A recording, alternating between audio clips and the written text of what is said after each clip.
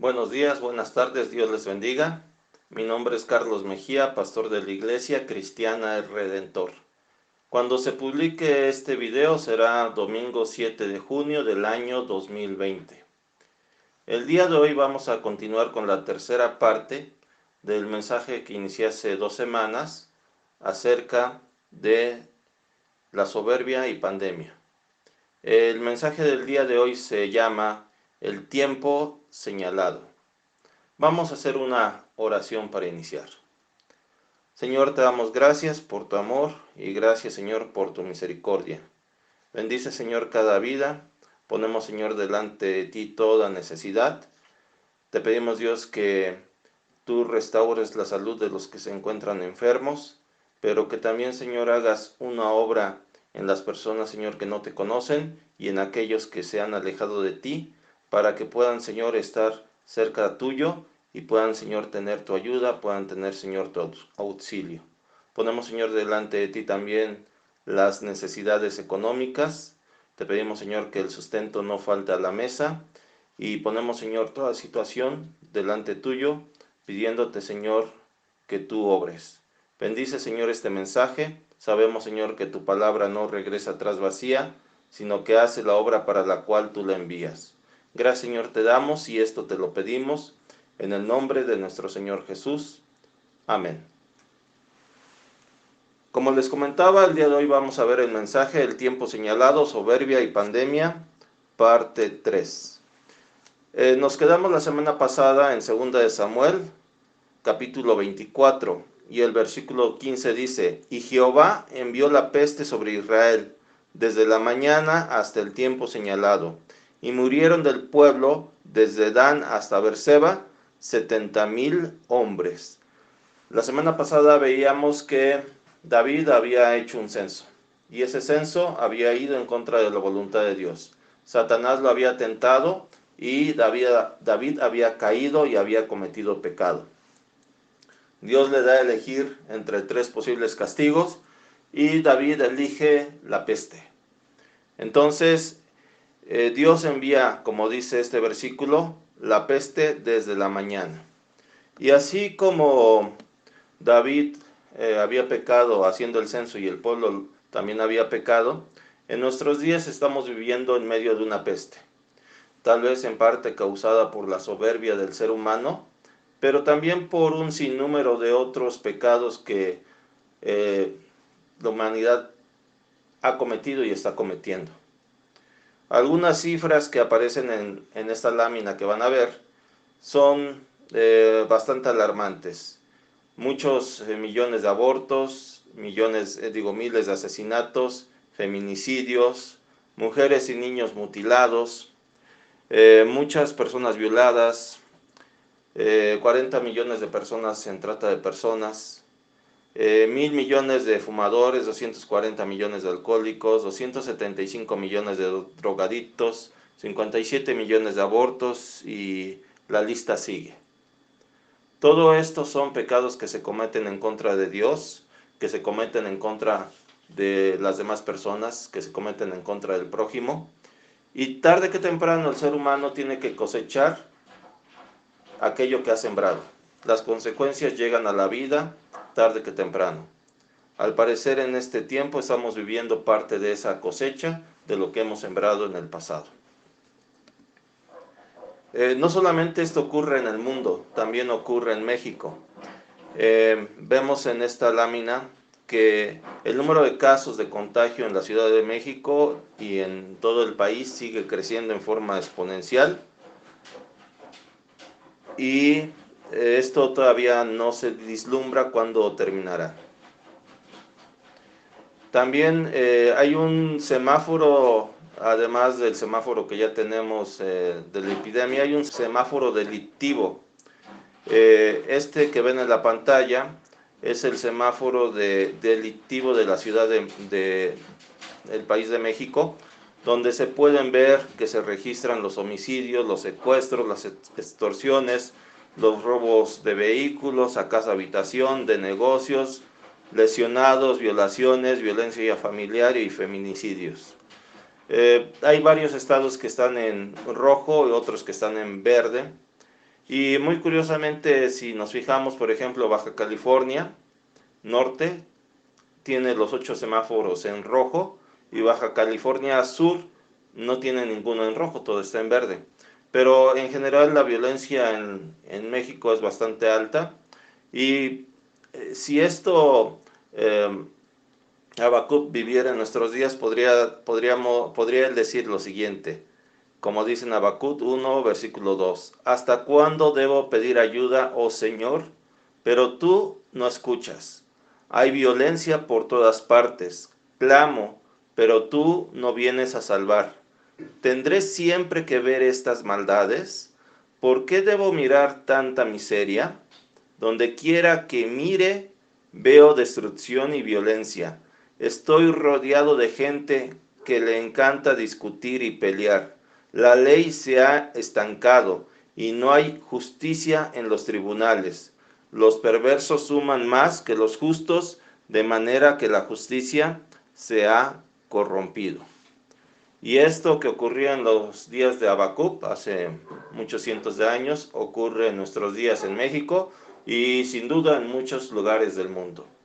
Todo esto nos hace pensar que estamos cosechando aquello que hemos sembrado. Y hay una pregunta que nos tenemos que hacer.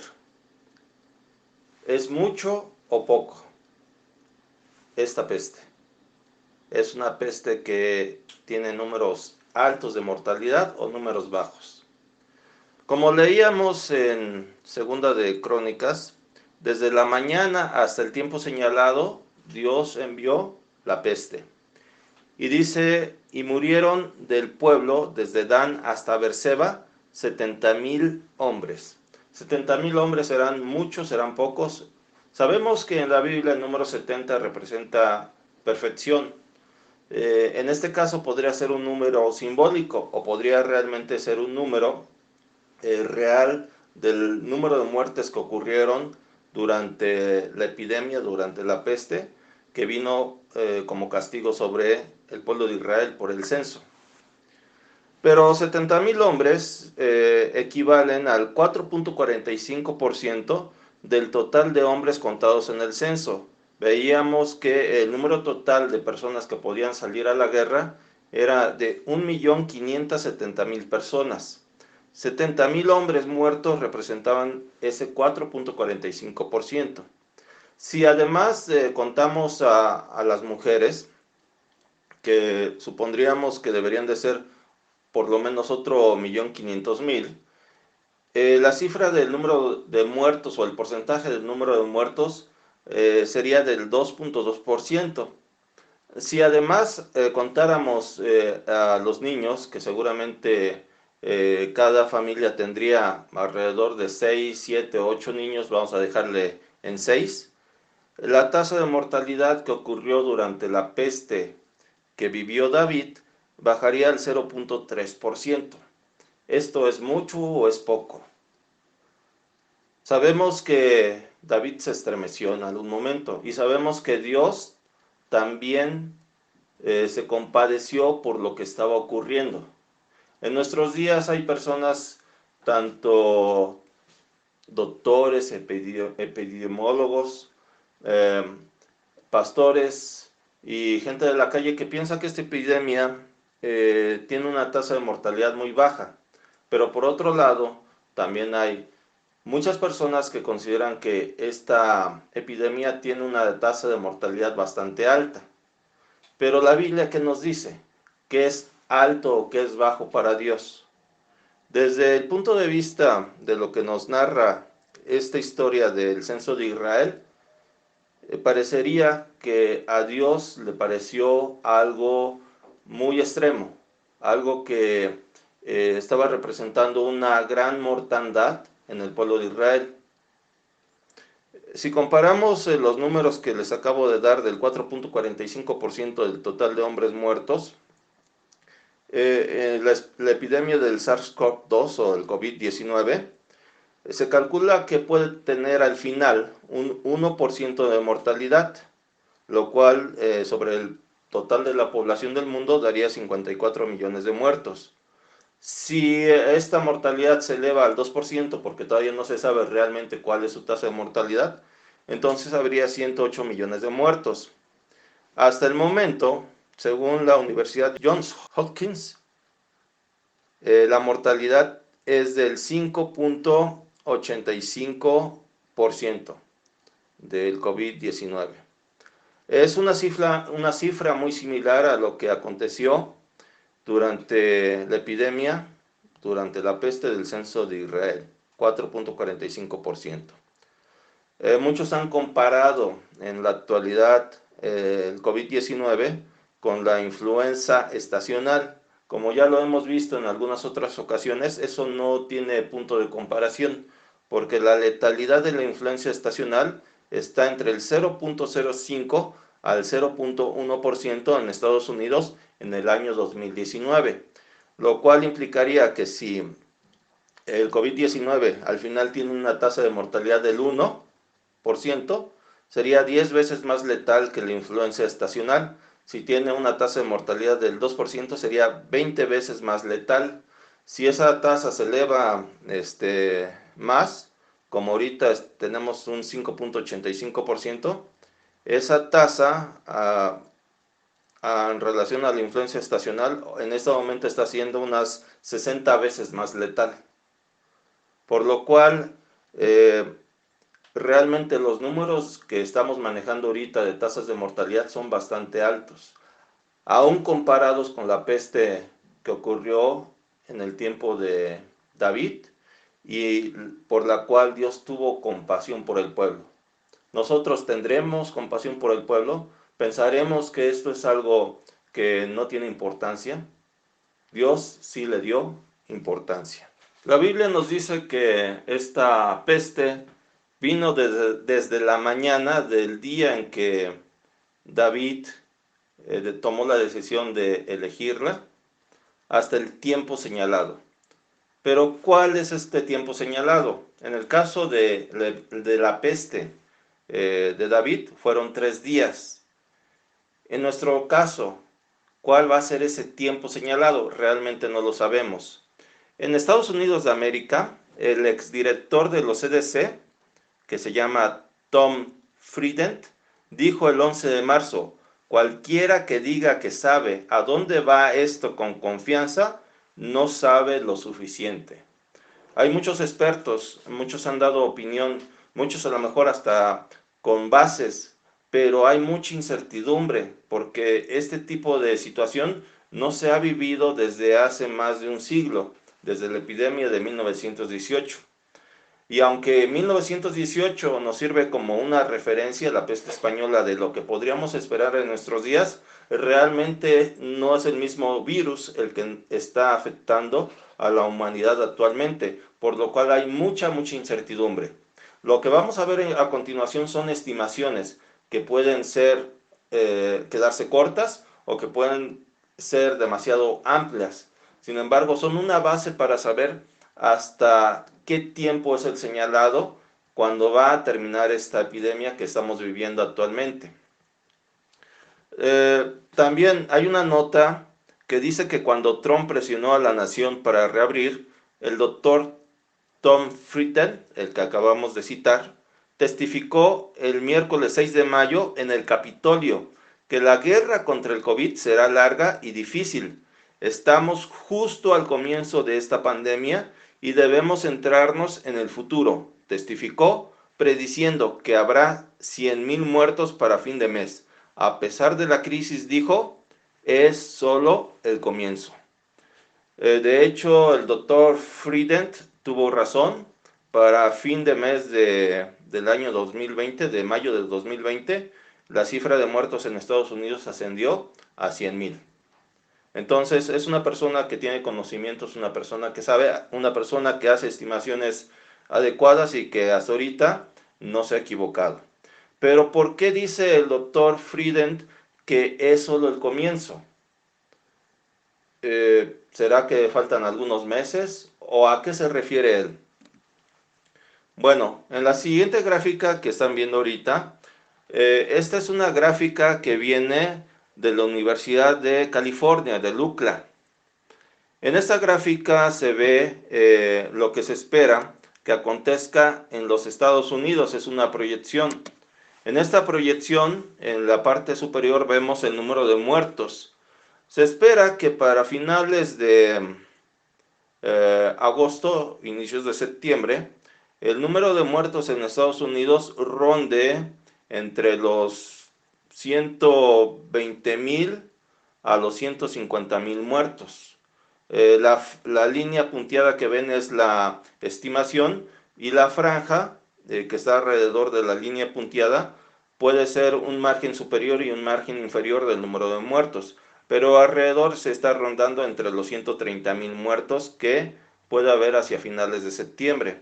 El número de casos que aparece en la gráfica inferior es el número de casos en los Estados Unidos. Se estima que puede llegar alrededor de 2.3, 2.4 millones de personas y ascender, en caso de que las condiciones no sean óptimas, hasta unos 3 millones, también para finales de agosto o principios de septiembre. La gráfica que se ve del lado derecho es el número de casos activos. El número de casos activos en el pico, que se estima que es el 6 de junio, es de 1.200.000. Y de ahí para adelante se ve que la gráfica tiende a bajar. Claro, hay un margen muy amplio de pronóstico, pudiendo llegar a tener un número de casos activos todavía bastante más alto en los días por venir. Pero si se ve la tendencia, igualmente para finales de agosto se pensaría que la epidemia en los Estados Unidos, la pandemia, iría hacia la baja. Hacia septiembre todavía seguiría hacia abajo, aunque con un gran número de personas activas, alrededor de 500,000. Entonces, estas son las estimaciones que se tienen actualmente para los Estados Unidos. Continuando con las estimaciones de los Estados Unidos, ¿a qué se refiere el doctor Tom Frieden acerca de que esto apenas empieza? Hay una periodista en los Estados Unidos que se le ha puesto el sobrenombre de Cassandra. Ella predijo el coronavirus. ¿Qué ve para el futuro? La periodista Laurie Garrett, ganadora del premio Pulitzer, predijo esta pandemia y cree que nos esperan años oscuros. La instalación de una nueva normalidad y rabia colectiva.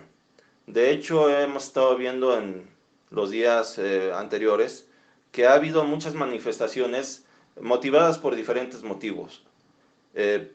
En este caso, por cuestiones de policías que han matado a personas, que han matado a una persona, tanto en Estados Unidos como en México. Ahí se está sacando mucha rabia que las personas ya traen por la situación que se está viviendo. Desempleo, la economía que va para abajo, la enfermedad, el encierro, todo esto está generando una rabia colectiva bastante fuerte. Pero además dice Laurie Garrett lo siguiente: necesitamos una cura o una vacuna. Pero ella no se imagina que esa vacuna pueda llegar en algún momento del próximo año. Y la COVID-19 seguirá siendo una crisis mucho más tiempo que eso. Le he estado diciendo a todo el mundo, dice la periodista, que la cronología de los eventos que yo vislumbro es de aproximadamente 36 meses, es decir, 3 años. Y eso en el mejor de los casos, dijo. Estoy bastante segura de que esto va a venir en oleadas, añadió. No será un tsunami que atraviese Estados Unidos de una sola vez y luego se retire de una sola vez. Ella piensa que esta epidemia va a ser una serie de oleadas que van a venir a Estados Unidos y van a venir al mundo a lo largo no solamente de este año, sino de los años que están por venir. Pero en este sentido, ¿qué es lo que acontece aquí en México? ¿Cuál es el tiempo señalado que tenemos aquí en México o que señalan las autoridades de salud? Dice el secretario de Salud López-Gatell lo siguiente: En un choque virtual, ahora con los diputados federales, el subsecretario de Salud, Hugo López-Gatell, perfiló hasta octubre el descenso de la curva de la pandemia de COVID-19 en el país y elevó de 30 a 35,000 su estimación de muertes. Más o menos vemos que coincide el tiempo del descenso de la curva de Estados Unidos con México. Se tiene una estimación en ambos casos que va a ser hacia octubre, finales de septiembre, inicios de octubre. También López-Gatell ya dio, igual que el doctor Tom Frieden, una estimación del número de muertos finales. En este caso, bueno, finales hasta esta primer oleada de la pandemia, que va a ser entre 30 y 35,000. También, si tomamos las estimaciones de la Universidad de UCLA, vemos en la gráfica superior el número de muertos en México. En esta gráfica justamente su estimación está acercándose hacia los 38,000 personas en todo el país, pero la variación que puede tener hacia abajo o hacia arriba es bastante considerable.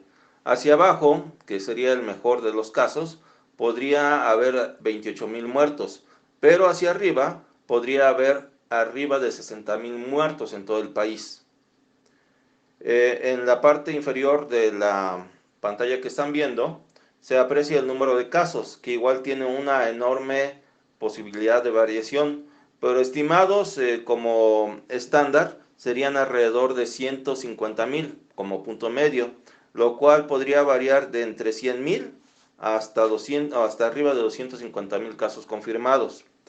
Según la Universidad de UCLA, el punto medio, el punto máximo, el pico máximo en México podría darse hacia el 26 de junio, con un estimado de casos activos de 78,000 personas, y de ahí en adelante bajar. Y como vemos, igual esta gráfica solamente abarca hasta agosto e inicios de septiembre. Por eso es que también, al parecer, la Secretaría de Salud, el secretario, tiene más o menos las mismas estimaciones que la Universidad de UCLA. Hay otras, muchas estimaciones que se han hecho, muchas otras curvas epidémicas que se han calculado. La que ven ahorita en este momento es de la Universidad de Stanford. En esta vemos varias curvas epidémicas que se podrían haber dado o que se podrían llegar a dar dependiendo de cuándo termine el distanciamiento social. En la primera curva, la curva de color rojo, sería lo que hubiera ocurrido si no hubiera habido distanciamiento social. Esa curva no ocurrió justamente por las medidas que se tomaron. Actualmente parecería que estamos en la curva epidemiológica más baja, la curva que tiene menos pronunciada, con el distanciamiento social marcado hasta el 31 de agosto. Si esta curva llegase a dar, en la Ciudad de México, esas curvas son solamente para la Ciudad de México, en la Ciudad de México habría un pico máximo de 6,000 casos en un día, 6,800 casos en un día, y habría un total de infectados de 381,000 personas. Estas gráficas son bastante altas, aún podrían llegarse a dar, esperemos que no se den. Estaría más parecida la situación actual a lo que calcula la Universidad de UCLA que la Universidad de Stanford. Sin embargo, los últimos días se ha visto una elevación tanto de los casos de contagio aquí en la Ciudad de México como en el resto del país. Actualmente hay alrededor de unos 3,000 muertos oficiales en la Ciudad de México, pero se estima que hay un exceso de muerte, que es un término que usan los académicos, que se calcula que está alrededor de unas 8,000 o 9,000 personas. Aún, desgraciadamente, el escenario de la Universidad de Stanford no puede descartarse. Con 381,000 casos activos o acumulados en la Ciudad de México, solamente en la Ciudad de México, sin el área conurbada, habría alrededor de 38,000 muertes. Si actualmente realmente hay un exceso de muerte de 9,000 personas, Entonces, para finales de mes, si se van duplicando cada 15 días el número de muertos, habría alrededor de 36,000 muertes. 36,000 muertes, por lo cual el escenario de la Universidad de Stanford no se puede descartar completamente. Pero aún así, el esfuerzo que se ve que se ha hecho es bastante notable, porque en cualquier otro escenario el número de muertes sería casi el doble. Entonces, hay que seguir cuidándose y cuidando a los demás. ¿Cuál es el tiempo señalado para la Ciudad de México? Bueno, de acuerdo a las previsiones del semáforo epidemiológico, estas gráficas que ven salieron en Noticias Milenio, están basadas en lo que considera la Ciudad de México que va a ocurrir. Todo el mes de junio todavía vamos a estar en semáforo rojo.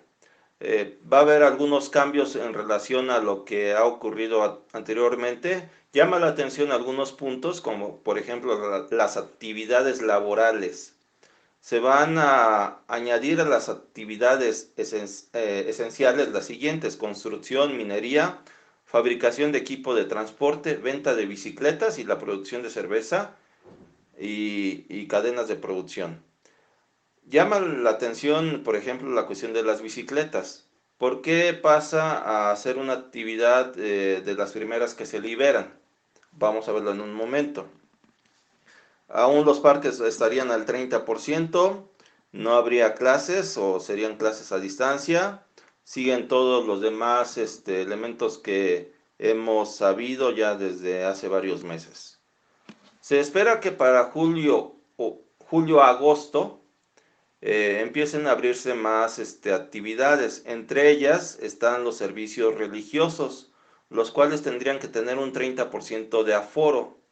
Sin embargo, vemos también que las personas vulnerables deben de seguir estando en aislamiento. ¿Qué es lo que pasaría en las iglesias? Que solamente aquellas personas que no tuvieran algún tipo de riesgo, ya sea por edad o por enfermedades, podrían asistir a las iglesias, lo cual en muchos casos y en nuestro caso particular, pues dejaría prácticamente vacía la iglesia. ¿Por qué? Porque hay muchas personas mayores que tienen diversos riesgos, por lo cual tendríamos que contemplar nosotros desde nuestro punto de vista, aunque tenemos el espacio, ver si conviene o no conviene regresar, porque realmente gran parte de los hermanos de la iglesia no podrían estar asistiendo o no deberían de estar asistiendo. Por lo demás, también vemos algunas cosas que llaman la atención, como por ejemplo la digitalización intensiva. El gobierno va a emprender una digitalización intensiva de documentos y seguramente esto va a ser para hacer los trámites en línea. ¿Por qué si la pandemia va hacia la baja se tiene que hacer esto? Ahorita lo vamos a ver. También podemos ver ya en la siguiente lámina el semáforo en amarillo. En este semáforo en amarillo vemos, entre otras cosas, que los servicios religiosos pueden tener un 60% de aforo. Sigue la misma restricción de las personas vulnerables, o casi la misma, solamente salidas necesarias. Tal vez en este caso ya podría reabrir la iglesia, habría que contemplar qué puntos en específico tendría que dar la autoridad a este respecto. Pero otro punto que llama la atención, además de que aquí continúa la digitalización que está haciendo el gobierno, es la expansión de ciclovías. Están contemplando empezar a expandir ciclovías. ¿Para qué? Después del semáforo en amarillo viene la parte del semáforo en verde. Es la nueva normalidad. Ahí ya se abre todo, hasta bares, gimnasios, centros nocturnos, antros. Y también sigue el proceso de digitalización y sigue la cuestión de hacer o ampliar las ciclovías. Esto es en grandes rasgos lo que se tiene contemplado como programa de reapertura. En este programa de reapertura, el semáforo va a estar cambiando. ¿En base a qué? A la ocupación hospitalaria. En junio la ocupación hospitalaria está al 65%, estamos en rojo. Si durante 2 semanas va hacia la baja, estaríamos en naranja, siempre y cuando baje a menos del 65% durante 2 semanas consecutivas, lo cual se espera que ocurra en algún momento entre julio y agosto. Para pasar al semáforo amarillo, la ocupación hospitalaria debe estar en 50% de ocupación, igual por 2 semanas consecutivas, y esto se estima que sea alrededor de agosto. Y para pasar al semáforo verde, la ocupación hospitalaria debe estar menos del 50% durante un mes, y esto se estima que va a ser alrededor de septiembre. Ya llegando septiembre, la cuestión de las clases va a ser a discreción de cada gobierno, saber si van a regresar o no todos los niveles educativos a clases. Pero esto nos haría entonces pensar que el fin de la pandemia está cercana para octubre o septiembre. Sin embargo, en una entrevista que dio el 28 de mayo, el subsecretario Hugo López-Gatell nos deja ver otro panorama. En esta entrevista, él habla de que justamente se tiene que reabrir la economía porque no es posible sostener a las personas encerradas en la casa. Les leo lo que dice en la entrevista. Es importante verlo justo en la dimensión adecuada. Aquí hay 2 elementos que son prioridad. Ambos son prioridad, ambos son imprescindibles. Proteger la salud y la vida, proteger el bienestar social, que incluye la generación de riqueza para las personas, principalmente para las personas que viven al día, que tienen que ir por su salario o sus honorarios diariamente. En un momento dado, si solo existiera la epidemia y nada más, lo deseable sería quedarnos en casa permanentemente por al menos 3 o 4 años. Eso no es factible, eso tiene muchas consecuencias porque existe todo lo demás. Llama la atención la declaración que hace de permanecer en la casa, si fuera posible, 3 o 4 años. Más o menos el mismo tiempo que dijo la periodista acerca de sus estimaciones, Laura Garrett, acerca de sus estimaciones de los 36 meses. Esto seguramente lo dice López-Gatell por otras declaraciones que ya ha dado acerca también de que la epidemia, que la pandemia va a venir en oleadas. Aunque se regrese a lo normal en septiembre, viene la siguiente oleada que se estima que va a empezar en octubre. Y entonces otra vez los semáforos podrían empezar a cambiar de verde a amarillo, a naranja y a rojo. Eso es lo que puede llegar a ocurrir, y posiblemente la segunda oleada pueda ser más peligrosa que la primera por varios motivos. Uno de esos motivos podría ser por algún tipo de mutación que pudiera tener el coronavirus. Otro motivo podría ser porque se combine con otras enfermedades estacionales como la influenza. Otro motivo podría ser el hartazgo de las personas de estar encerrados y la situación económica que en ese momento se estuviera viviendo, y que las personas ya no quisieran seguir los lineamientos que se están dando. De hecho, en la actualidad hay muchas personas que no están siguiendo los lineamientos y están poniéndose en peligro y poniendo en peligro a otras personas. Si eso lo llevamos hacia final de año, la situación que puede presentarse en México y en el mundo hacia final de año podría ser mucho peor de la que ya se ha presentado. Quiero mencionar el caso de Brasil. El caso de Brasil es un caso particular por lo que se ha estado dando a nivel político en ese país. Salió una nota periodística que dice: inestabilidad política y coronavirus. Brasil se encamina hacia su peor contracción económica. Actualmente hay consenso en que la economía se reducirá entre un 5 y un 7% en 2020, lo que será un récord histórico negativo. Es algo parecido a lo que ocurre en México, que se estiman tasas de reducción en la economía del 7 hasta el 12%, con las medidas que se han tomado. Pero si vemos las gráficas que hay en Brasil del número de muertos, por ejemplo, vemos que sus estimaciones son excesivamente altas. Se estima que para finales de agosto, inicios de septiembre, haya alrededor de unos 200,000 muertos, lo que podría llegar a subir hasta 340,000 muertos. Pero ¿por qué si Brasil tiene una contracción económica muy parecida a la de México, tiene números tan elevados de casos, de número de muertos estimados? Actualmente el número de muertos en Brasil es de 30,000, pero se estima que esto pueda llegar a crecer mucho más. Igual el número de contagios se estima que pueda llegar a crecer alrededor de 3 millones a 5 millones, y el pico podría llegarse a alcanzar el 28 de julio, hasta el 28 de julio, y entonces empezar a bajar con 1.300.000 casos activos. ¿Qué es lo que ha pasado en Brasil? Bueno, en Brasil hay un presidente que se llama Bolsonaro. Ha dado declaraciones muy polémicas. Una de ellas, dadas el 14 de mayo, dice lo siguiente: ¿está muriendo gente?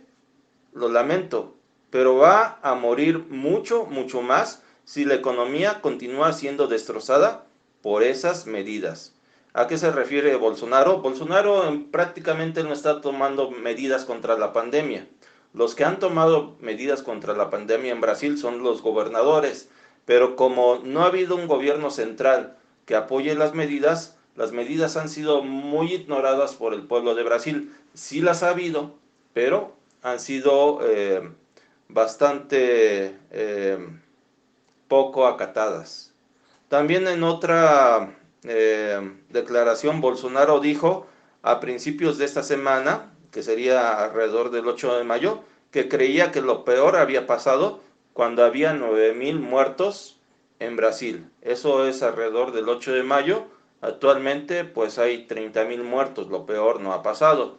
Y por las estimaciones que vemos, lo peor está por venir. También ha dicho en otras declaraciones: no soy enterrador, ¿vale?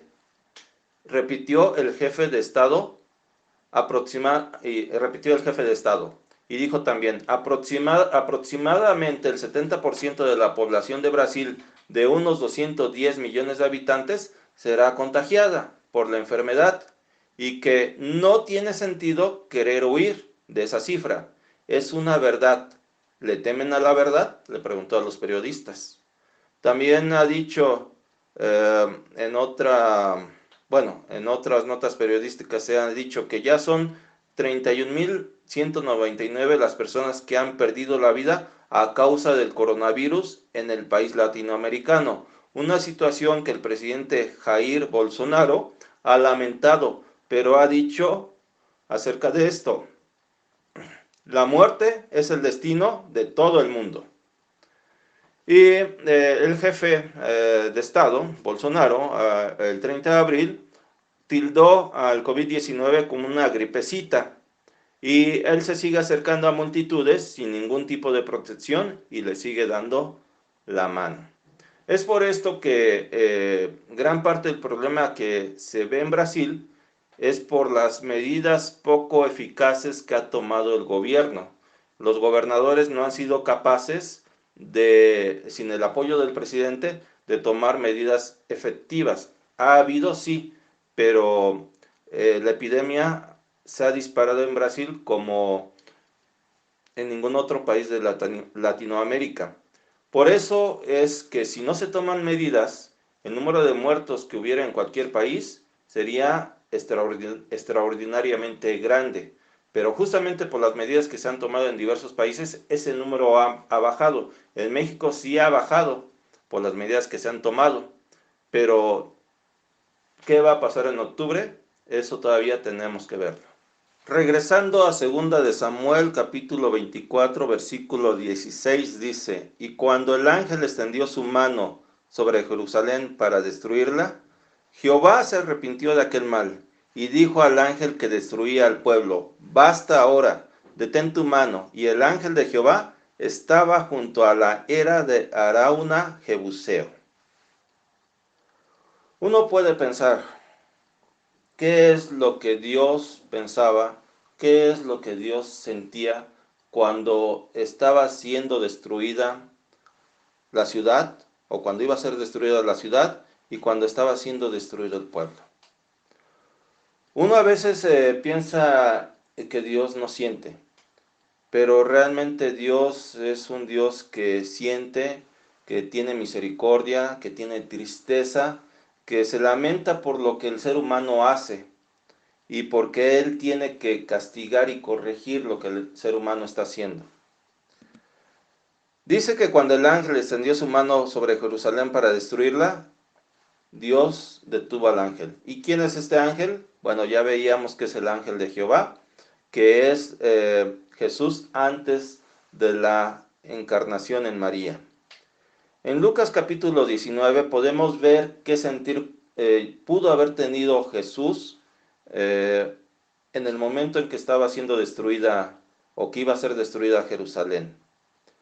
En Lucas 19, versículo 41 dice, y cuando llegó cerca de la ciudad, al verla, lloró sobre ella, diciendo, oh, si también tú conocieses, a lo menos en este tu día, lo que es para tu paz, mas ahora está encubierto de tus ojos, porque vendrán días sobre ti cuando tus enemigos te rodearán con vallado y te sitiarán, y por todas partes te estrecharán, y te derribarán a tierra y a tus hijos dentro de ti, y no dejarán en ti piedra sobre piedra por cuanto no conociste el tiempo de tu visitación.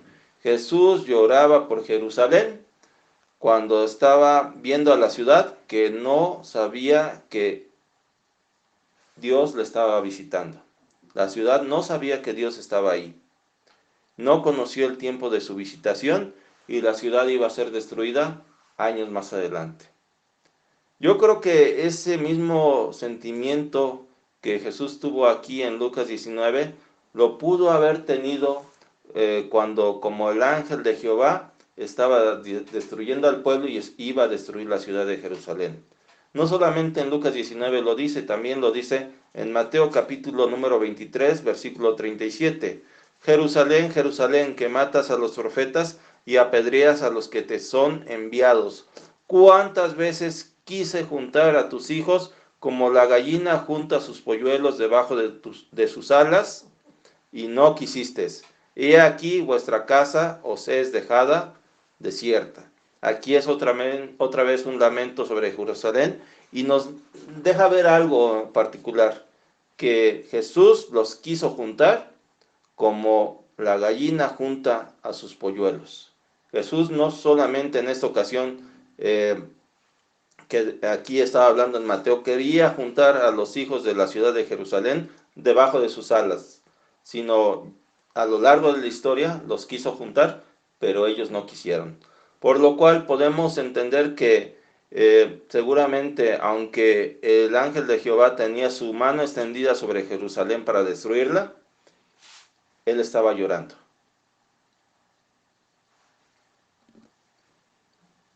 Y como leíamos, dice, Jehová se arrepintió de aquel mal. La palabra arrepintió es la palabra en hebreo nashan, que una traducción puede ser arrepentimiento, otra traducción puede ser compasión, por lo cual este versículo podría quedar así: Jehová se compadeció de aquel mal y dijo al ángel que destruía el pueblo, baste ahora, detén tu mano. ¿Por qué el Padre, en este caso Jehová, estaba compadeciéndose del pueblo? En segunda de Pedro capítulo 3 versículo 9 dice, el Señor no retarda su promesa según algunos la tienen por tardanza, sino que es paciente para con nosotros, no queriendo que ninguno perezca, sino que todos procedan al arrepentimiento. Y en el Salmo 103 versículo 8 dice, misericordioso y clemente es Jehová, lento para la ira y grande en misericordia. Dios no quiere que nadie perezca, sino que todos procedan al arrepentimiento. Dios es misericordioso y justamente por eso Dios tuvo compasión del pueblo y le dijo al ángel de Jehová que detuviera la destrucción. Y dice la escritura además Y el ángel de Jehová estaba junto a la era de Arauna Jebuseo. Este versículo es de suma importancia. No lo veremos el día de hoy, qué significa, lo veremos la siguiente semana, pero debemos de tener esto bien presente.